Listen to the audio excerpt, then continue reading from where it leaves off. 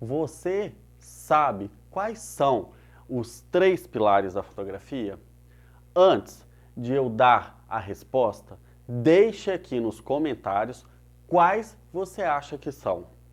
Mas antes de começar a falar deles, é importante que você saiba que ao compreender e dominar esses pilares, você começará a ser o autor da sua própria foto, deixando de lado o modo automático da sua câmera e assumindo para você toda a autoria da sua fotografia.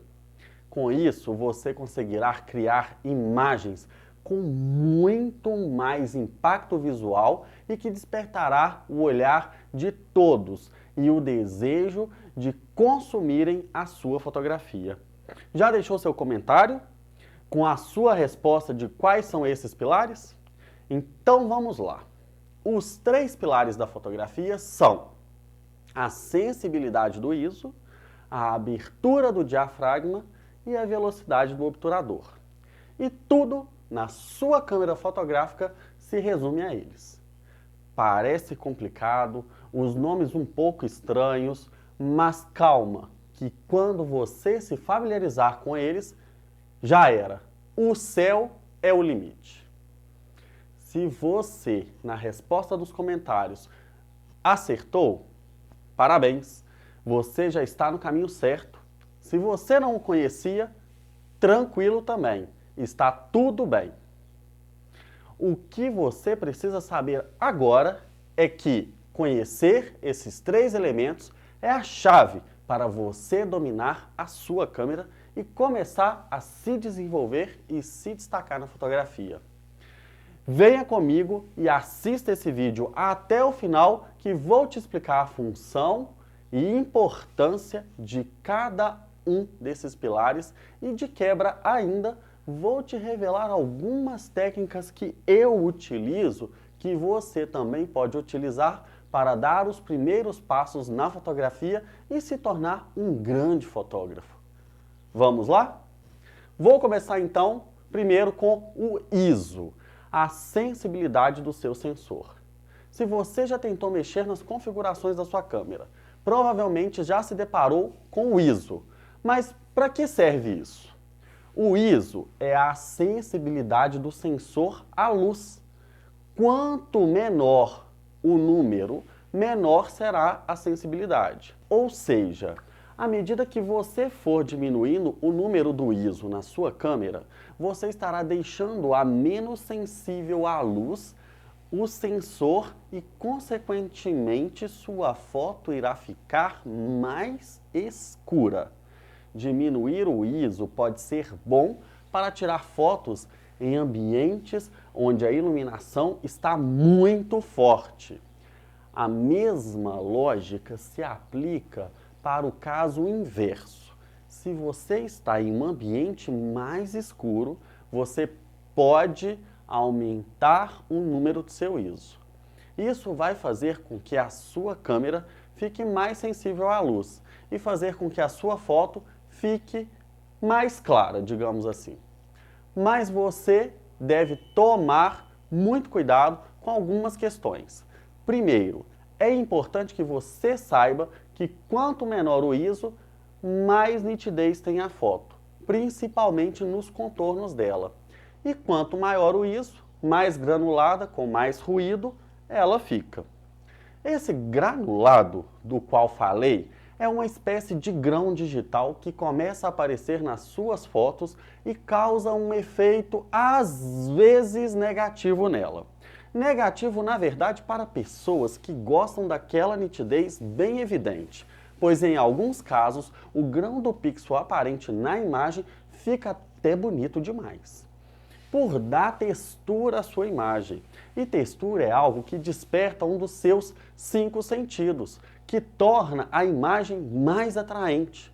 Mas já gravei um vídeo falando apenas disso e te recomendo assistir ele aqui no meu canal também. Mas, na dúvida, busque não exagerar na utilização do ISO. Apesar de facilitar a sua fotografia, um ISO muito alto pode prejudicar a qualidade da sua foto. E com certeza você não quer isso, né?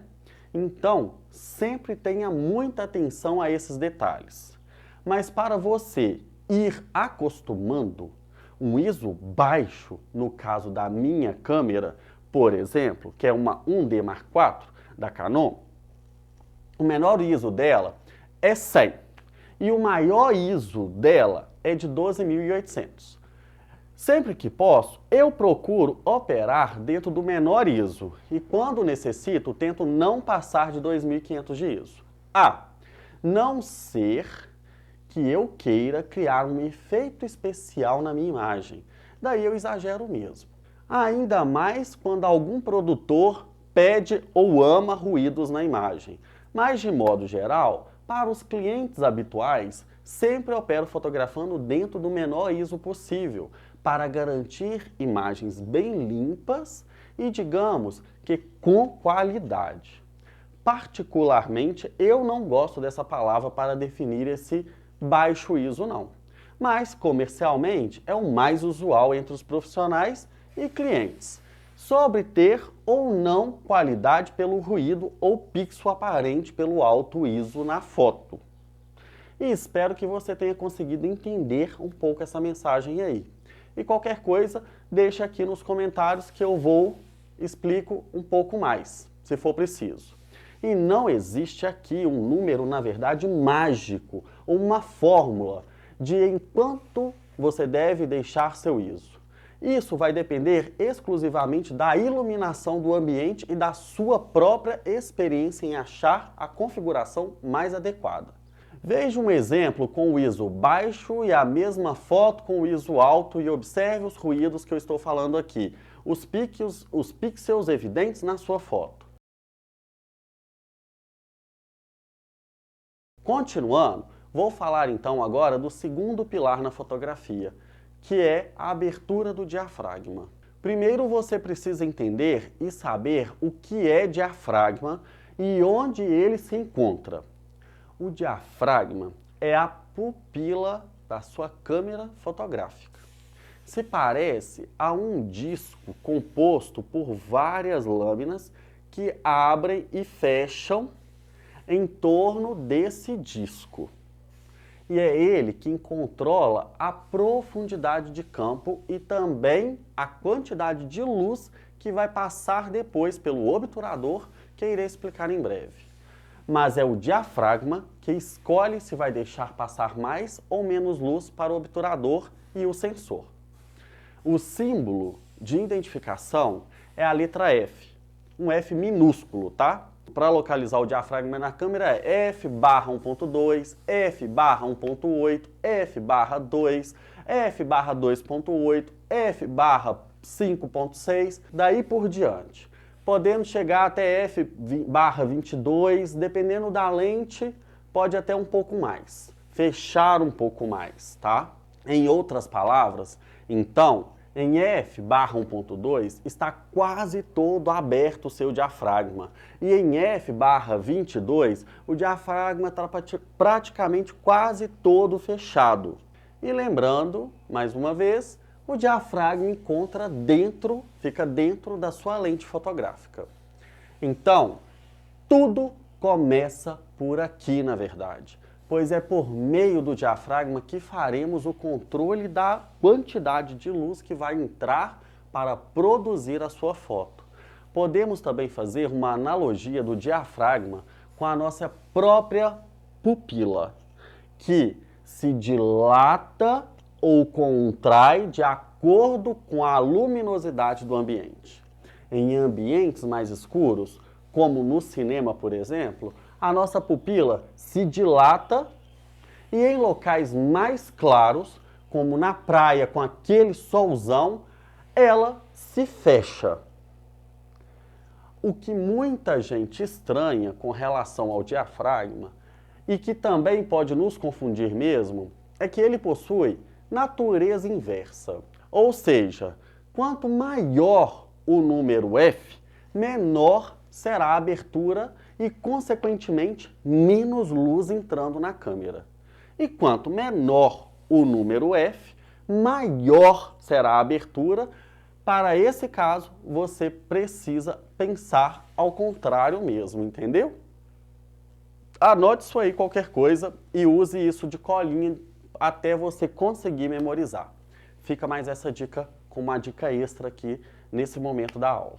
E uma coisa que muitos iniciantes não sabem é que a abertura do diafragma também interfere na nitidez e no foco da imagem.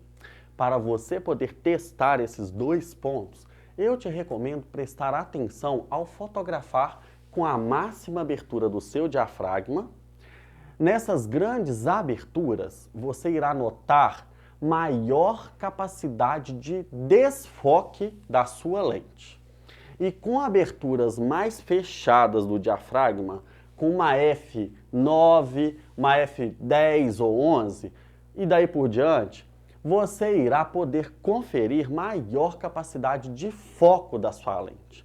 Seguimos, e ainda sobre o diafragma, vamos ver sobre a profundidade de campo ou foco. Profundidade de campo é a área da imagem que aparece em foco ou nítida.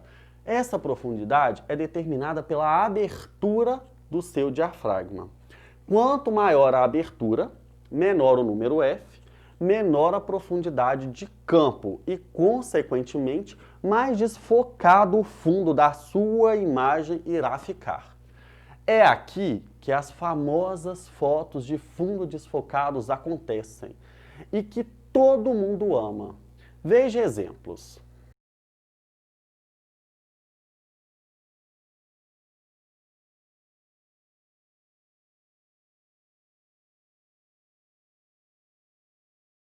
Se você quer fazer fotos de retrato ou lifestyle, por exemplo, eu te recomendo utilizar esse tipo de abertura, uma vez que ela desfoca o fundo e chama mais atenção para o seu objeto fotografado, gerando um resultado muito bacana.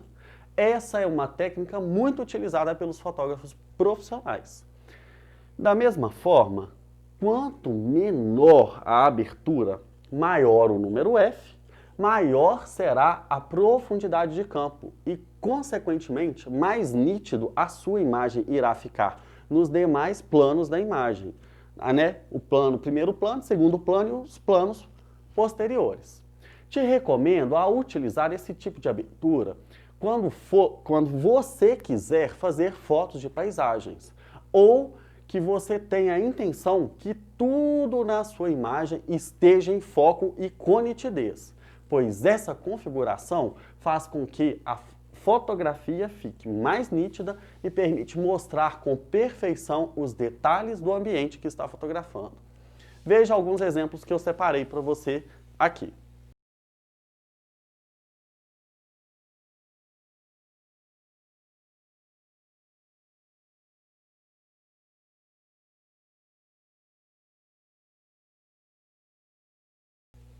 E vamos continuar agora com o terceiro pilar, e eu vou falar então sobre o obturador, sobre a velocidade de obturação. Imagina que você está em casa, naquele domingo à tarde de muito sol, e decide assistir um filme. Provavelmente você vai fechar a cortina da sala ou do seu quarto, para o ambiente ficar com uma iluminação mais legal para o filme que você vai assistir. Aquela iluminação mais escurinha, né? Ou então, quando você está trabalhando ou estudando e acha que está muito escuro, uma das soluções é abrir a cortina e deixar a luz entrar, não é mesmo? E o que isso tem a ver com o obturador? O obturador funciona como uma espécie de cortina. Ele controla a passagem e a quantidade de luz que entra na sua câmera por meio da velocidade de obturação, ou seja, o tempo que a luz incide sobre o sensor da câmera, ou também o tempo que a câmera fica aberta para a entrada de luz. Isso significa que quanto maior a velocidade, maior o número que é representado por frações aqui de segundos. E quanto maior esse número do seu obturador, menor será a quantidade de luz que atinge o seu sensor. O obturador ele é representado na sua câmera por 1 segundo, ou 1/2, 1/4, 1/8, 1/16 e por aí vai. E como uma sugestão para congelar o movimento de pessoas, na verdade, movimentos leves, tá? Recomendo velocidades de 1/60, 1/60, que chama aqui nesse caso de velocidade de segurança, tá? Brincando de diminuir e aumentar a velocidade do obturador, você pode conseguir vários efeitos legais em suas fotos. Se você deseja congelar um objeto em movimento, por exemplo, você pode aumentar a velocidade do seu obturador. Já, se você quiser gerar uma sensação de movimento na sua foto ou um efeito de borrado, você pode diminuir a velocidade do seu obturador. Então pega aí o caderno, pega a caneta e anota tudo. Deixa o obturador numa velocidade alta, gera um efeito de congelamento da sua imagem. E deixá-lo na velocidade baixa dá uma sensação de movimento em suas fotos. É dominando essa ferramenta que você conseguirá ser o artista da luz. Pois com isso entendido e bem claro, para você te dará a possibilidade de escrever, de pintar mesmo com a luz. Veja algumas imagens e das várias possibilidades que você poderá depois criar com esses recursos que o obturador oferece.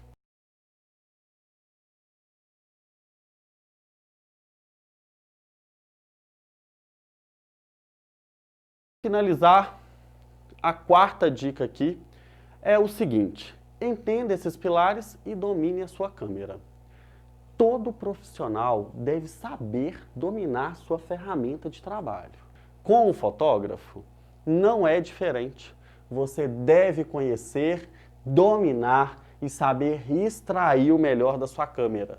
E isso passa muito pelo entendimento e aplicação desses 3 pilares que eu citei para você hoje, que são os pilares da fotografia. Agora que você já conhece cada um e sabe para que serve, teste. Coloque em prática o conhecimento que você obteve aqui hoje e é praticando que você vai conseguir evoluir cada vez mais e ter um controle maior sobre a sua câmera. E aí, gostou dessas dicas? E de tudo que dá para fazer modificando apenas 3 elementos?